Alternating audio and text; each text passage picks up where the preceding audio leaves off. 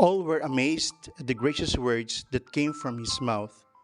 They also asked, "Is this not the son of Joseph?"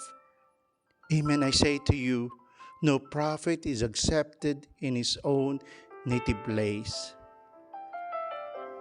Nawawala yung ating paghanga sa mga bagay na dati ay ina-admire natin, hinahangaan, katulad ng unang pagkita natin sa snow.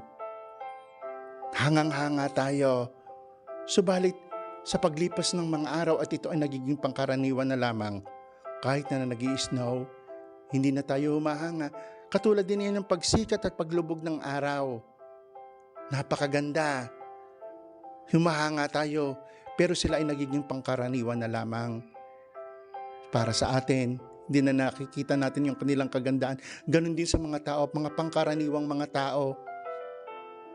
May hiwaga ang bawat isa sa atin dahil sa tayo ay nagiging pangkaraniwan na lamang, hindi na natin nakikita yun.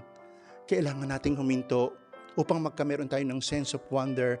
Bigyan natin ng second look o kaya ay third look ang mga tao na pangkaraniwan na lamang, lalong higit yung ating mga minamahal, upang hindi natin sila ma-take for granted.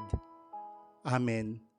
Mula po dito sa Lourdes, sa France, kayo po ay aking binabasbasan sa ngalan ng Ama, ng Anak, at ng Espiritu Santo. Amen.